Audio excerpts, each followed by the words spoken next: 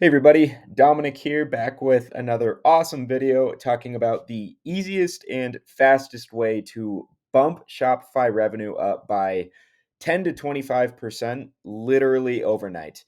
Anybody can do this. It's super easy, it's super cheap, it's super fast, and it's probably the most efficient way to quickly bump up your Shopify revenue. So, this is really a no-brainer if you run a Shopify store, so stay tuned.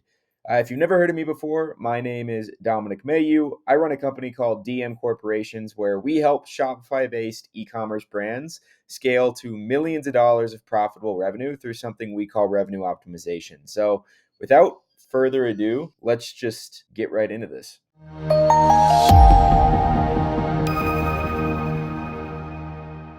So, how do we add 10, 15, 20, 25, 30%? I've seen it go all the way up to 30% revenue to our Shopify stores literally overnight. It's super, super easy.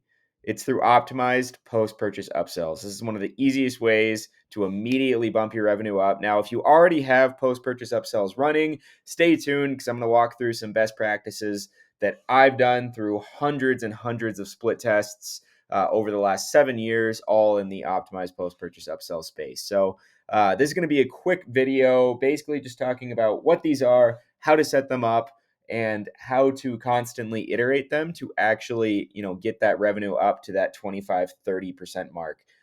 Super, super easy. So first things first, kind of what is a post-purchase, one-click upsell? So what is a post-purchase one-click upsell? So basically, here's the journey, right? Your customer adds your product to cart. The customer goes through their checkout.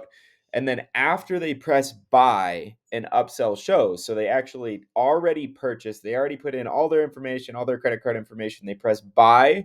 And then after they press that button, an upsell pops up. Now, if this is taken, it adds the original order. So here's a couple examples.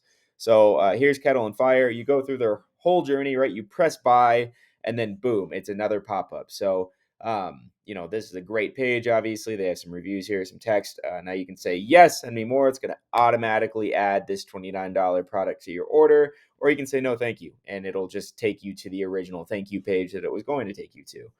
Here's an example from G-Tech, one of my stores, right? So they press buy, and then this pop-up comes up immediately, upselling this hoodie for 40% off, right? So again, they can press pay now. It automatically adds to their order, or decline, and it takes to the original thank you page. So what makes these so powerful? There's a few reasons. First things first is these don't affect the customer journey. So they're not going to affect conversion rate literally at all, because it's at the very end of the funnel after they already purchase.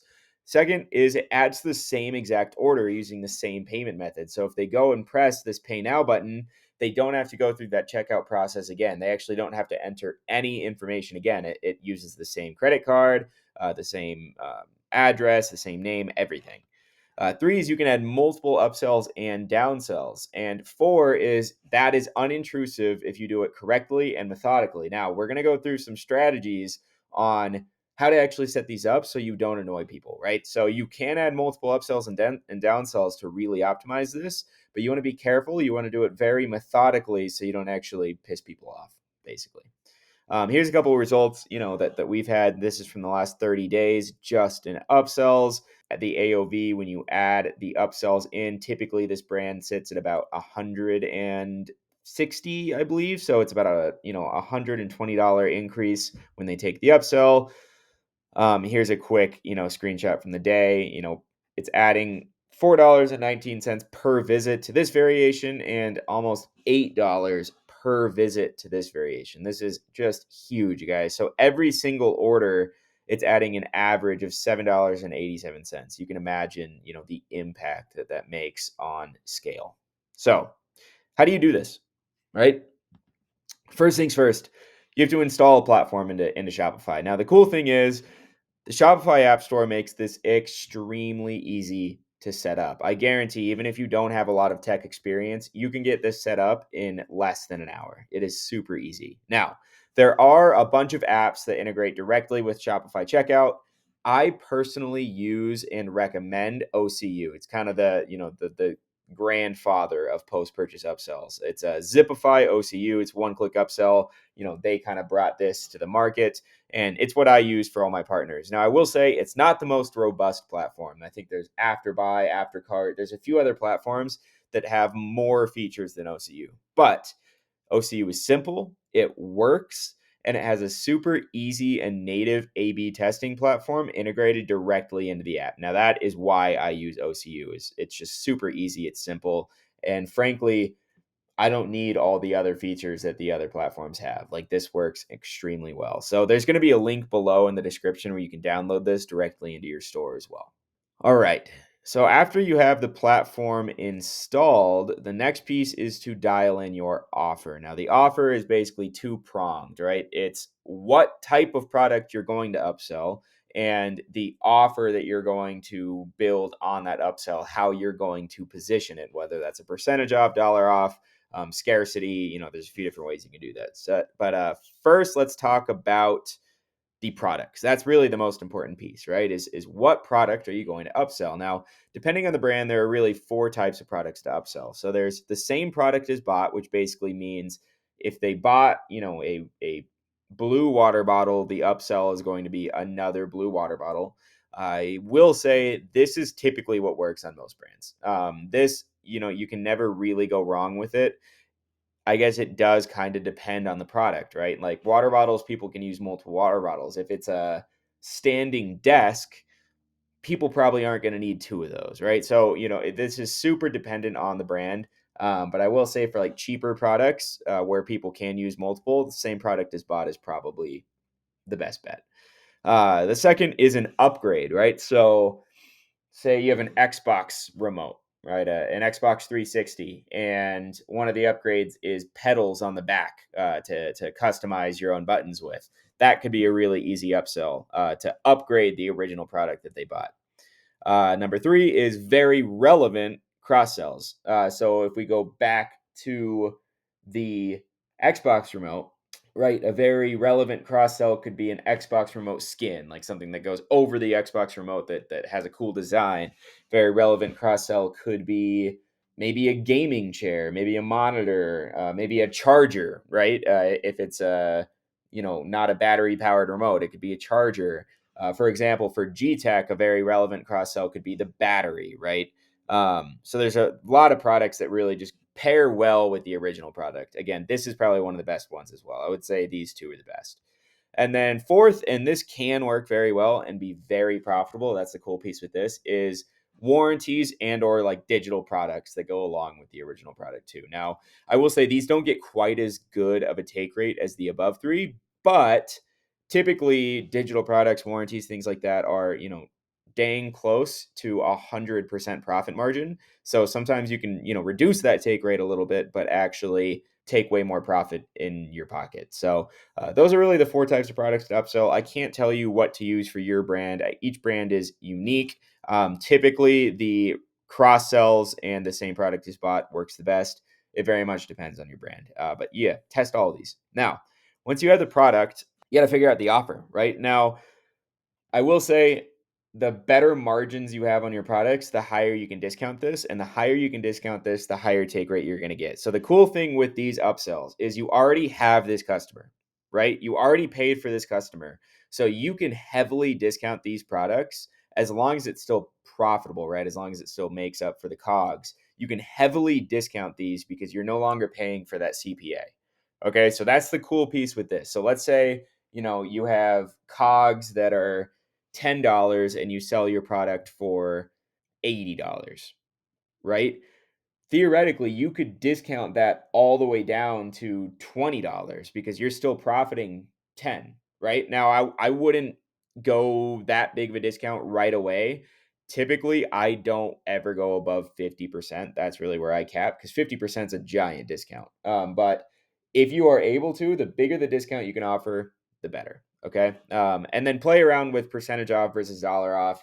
I've seen both work in the past. So, yeah. Now, let's talk some upsells, downsells, kind of rule of thumb, how we're going to set these up. So this is how I set mine up. Ideally, you want your first upsell to be at a higher price point than your downsell. So what I try to aim for is at least 60% of your original product upsell should be at least 60% of that, which would be $60. Now, that's not, a must all be all, but that's just what I recommend.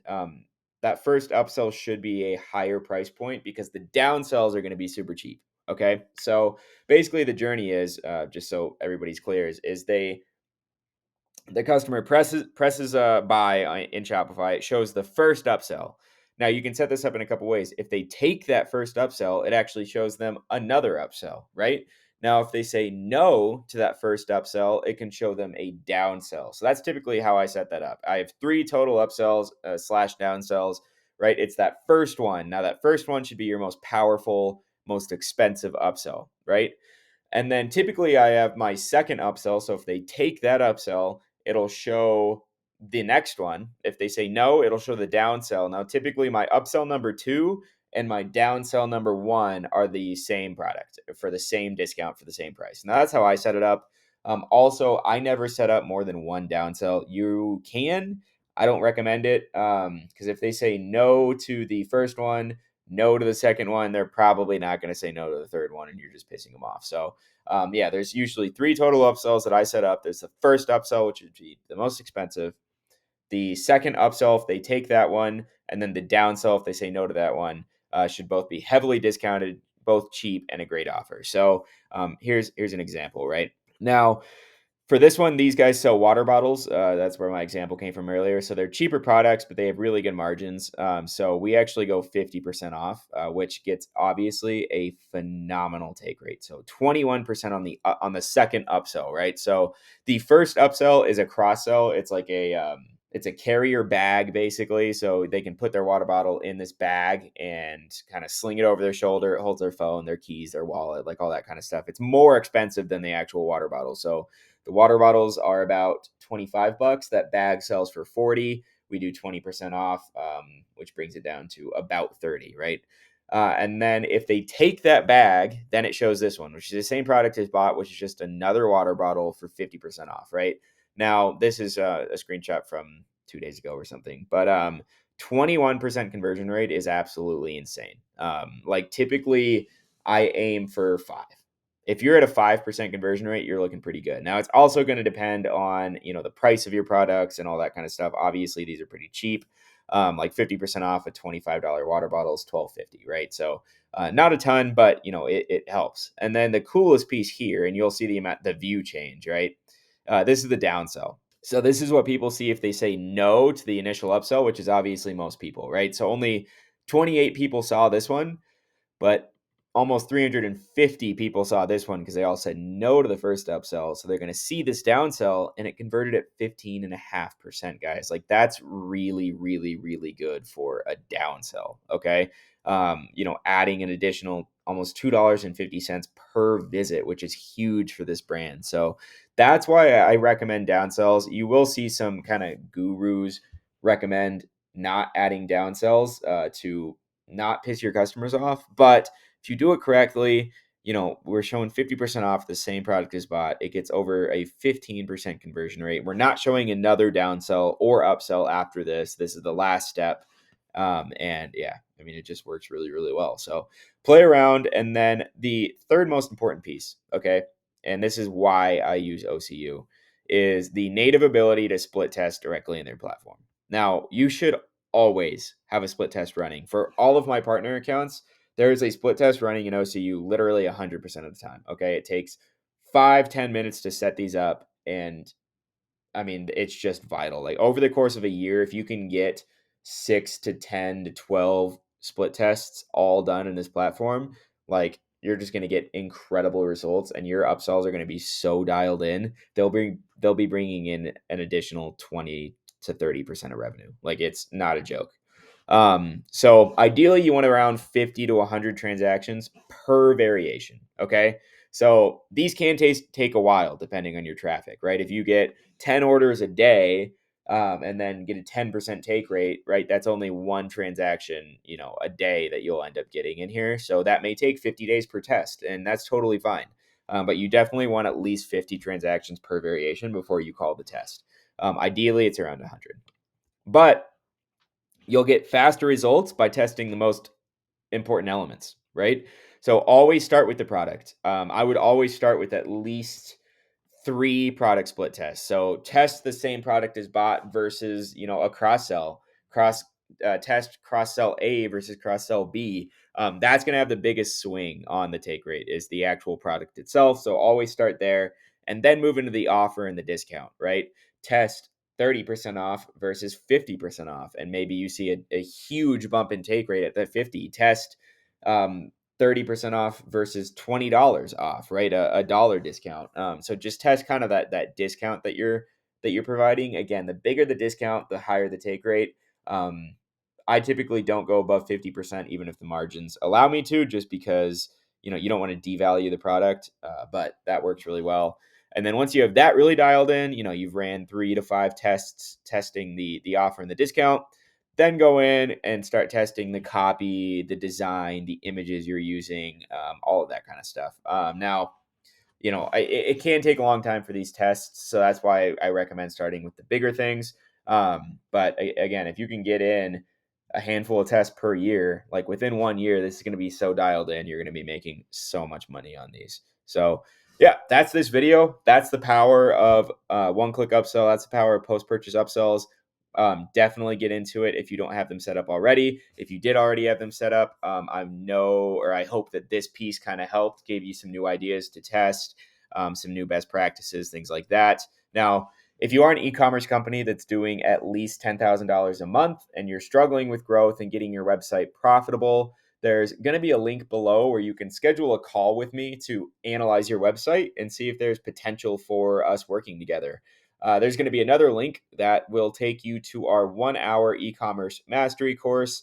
That'll teach you, the ins and outs of e-commerce to help your brand scale, and that's totally for free. So, obviously, totally your call on clicking on either of these links, but I do just want to throw that out there.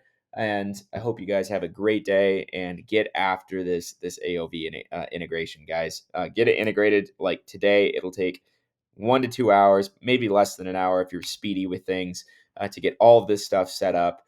There's so many functionalities. If you want me to get deeper into this, like actually really go into OCU and show you exactly how I set all mine up, let me know. I'll happily make that video.